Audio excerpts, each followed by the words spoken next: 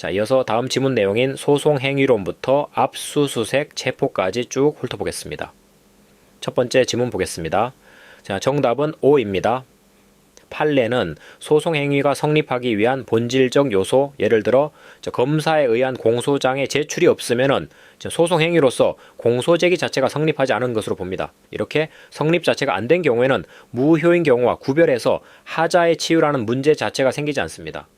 다만 나중에 그 소송행위가 적법하게 다시 이루어지면은 그때부터 성립된 것으로 볼 수는 있습니다.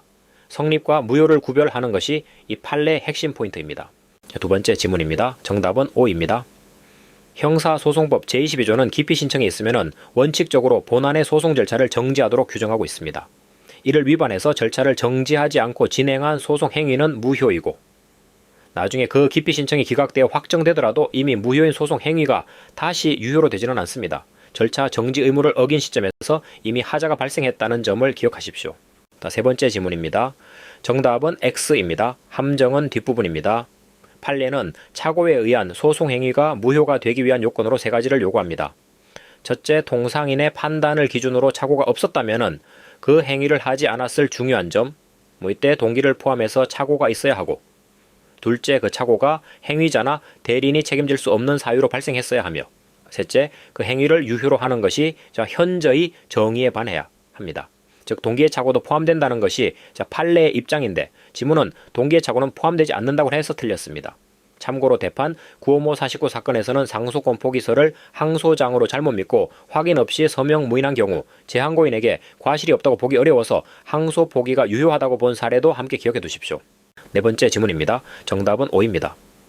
판례는 14세 10개월의 피해자가 처벌 희망 의사표시를 철회할 당시 범행의 의미와 자신이 하는 철회의 의미 및 효과를 충분히 이해하고 분별할 수 있는 의사 능력이 있었다면 법정 대리인의 동의가 없더라도 그 철회는 유효하다고 판시했습니다. 나이보다 실질적인 의사 능력을 기준으로 판단한다는 점이 핵심입니다. 다섯 번째 지문입니다. 정답은 O입니다.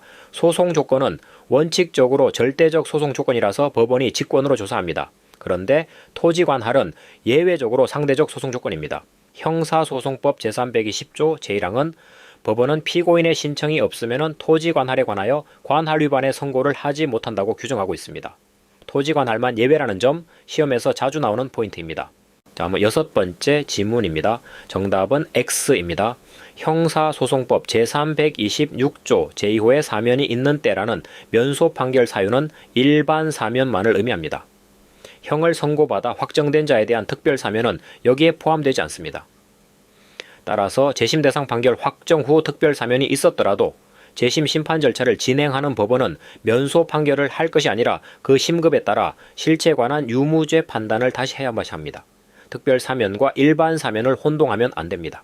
일곱 번째 지문입니다. 정답은 O입니다. 국회의원의 면책 특권은 직무상 발언과 표결 자체뿐 아니라 이에 통상적으로 부수하는 행위까지 포함합니다. 판례는 국회의원이 본회의 질문 원고를 회의 시작 30분 전에 국회의사당 내 기자실에서 출입 기자들에게 배포한 행위도 면책 특권의 대상으로 보았습니다. 이런 행위에 대해 공소가 제기되면은 공소권이 없는 상태에서 공소가 제기된 것이므로 형사소송법 제327조 제2호의 공소 제기 절차가 법률에 위반하여 무효인 때에 해당해서 공소 기각 판결을 해야 합니다. 여덟 번째 지문입니다. 정답은 O입니다.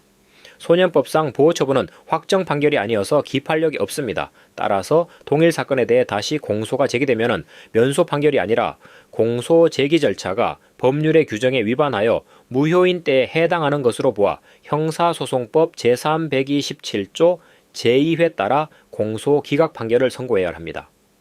면소 판결과 공소 기각 판결을 헷갈리지 않도록 주의하십시오. 아홉 번째 지문입니다. 정답은 O입니다. 압수수색 영장은 처분을 받는 자에게 반드시 제시합니다. 현장에서 압수수색을 당하는 사람이 여러 명이면 그 사람들 각각에게 개별적으로 영장을 제시하는 것이 원칙입니다. 대표자 한 명에게만 보여주고 끝내면 안 된다는 점을 기억하십시오. 열 번째 지문입니다. 정답은 O입니다. 최근 판례는 처분을 받는 자가 미성년자라도 의사능력이 있는 한 그 미성년자 본인에게 영장을 반드시 제시해야 하고 친권자에게 영장을 제시한 것으로 대체할 수 없다고 밝혔습니다. 또한 그 미성년자나 변호인에게 집행 절차 참여 기회가 보장되어야 하고 친권자에게 참여 기회를 주었다는 이유만으로 적법하게 되는 것도 아닙니다. 이 판례는 최근 나온 것이니 반드시 체크하십시오. 11번째 지문입니다. 정답은 X입니다.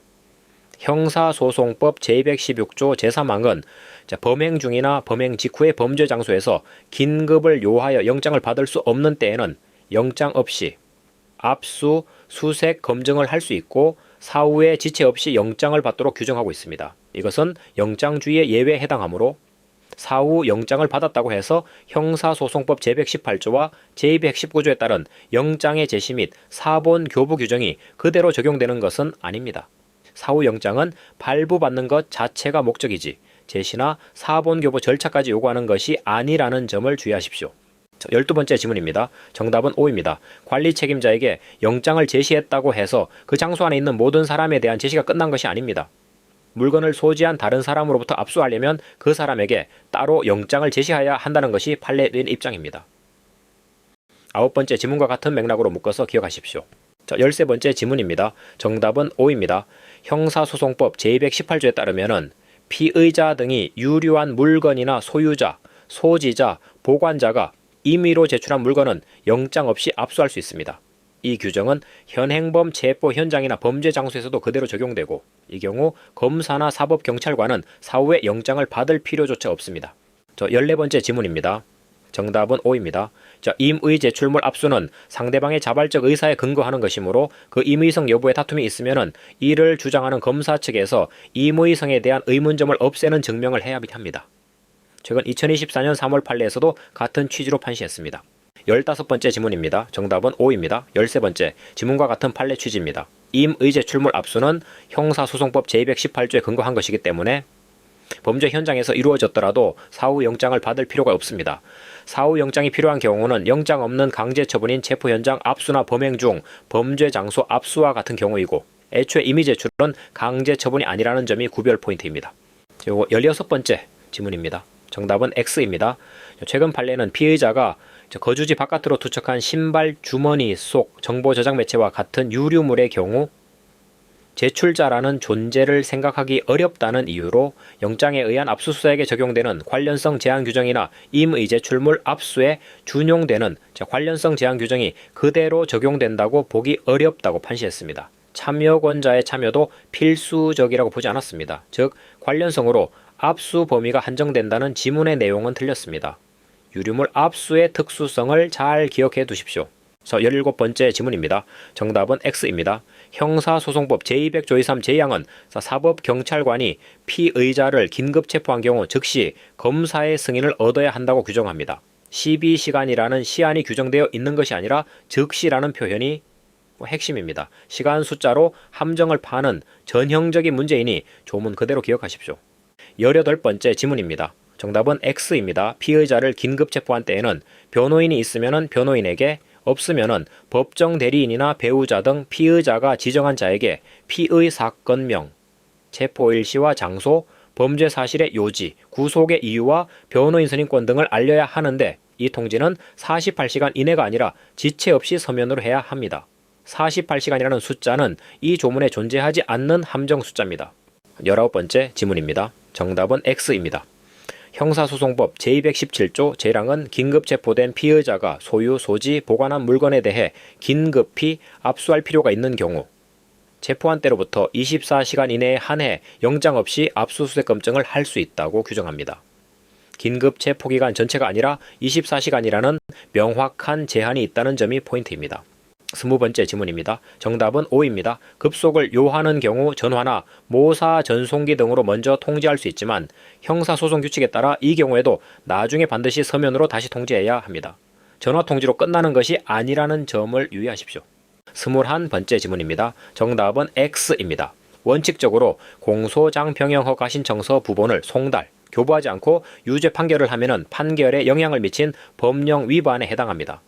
그러나 판례는 예외를 인정합니다. 변경된 공소사실에 대해 충분히 변론할 기회를 부여받는 등 피고인의 방어권이나 변호인의 변호권이 본질적으로 침해되지 않았다고 볼 만한 특별한 사정이 있다면 그 경우에는 법령 위반이라고 할 수 없습니다. 지문은 이러한 특별한 사정이 있는데도 무조건 법령 위반이라고 단정해서 틀렸습니다. 자, 22번째 지문입니다. 정답은 O입니다. 형사소송법 제298조 제1항에 따라 검사의 공소장병영 신청이 공소사실의 동일성 범위 안에 있으면 법원은 이를 허가해야 합니다.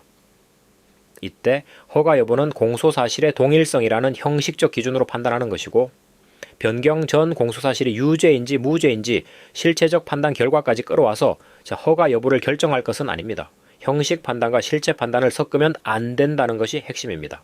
자, 이제 마지막 23번째 지문입니다. 자, 정답은 X입니다. 원칙적으로 항소심에서 공소장 변경으로 심판 대상이 제1심과 달라지면은 제1심판결을 파기하고 새로 심리해셔라 합니다. 그러나 최근 판례는 그 공소장 변경이 단순한 오기 정정이나 기존 공소 사실을 보충 상세히 설명하는 정도에 불과하여 실질적으로 심판 대상이 달라졌다고 평가되지 않는다면은 공소장 변경 절차를 거쳤다는 이유만으로 반드시 제1심판결을 직권으로 파기할 필요는 없다고 판시했습니다. 지문은 이러한 예외를 무시하고 무조건 파기해야 한다고 서술해서 틀렸습니다. 자, 오늘 23개의 지문을 정리하면서 소송행위의 성립과 무효 구별, 그다음에 토지관할의 상대적 소송 조건성, 면소 판결과 공소기각 판결의 구별, 압수수색 영장의 개별적 제시 원칙과 그 예외, 임의 제출물과 유류물의 특수성, 자, 긴급체포 관련 시한 규정, 그리고 공소장병형의 절차적 하자와 실질적 방어권 침해 여부라는 큰 틀을 확인했습니다. 특히 숫자 함정과 예외 판례들을 꼭 다시 한번 정리해 두시기 바랍니다.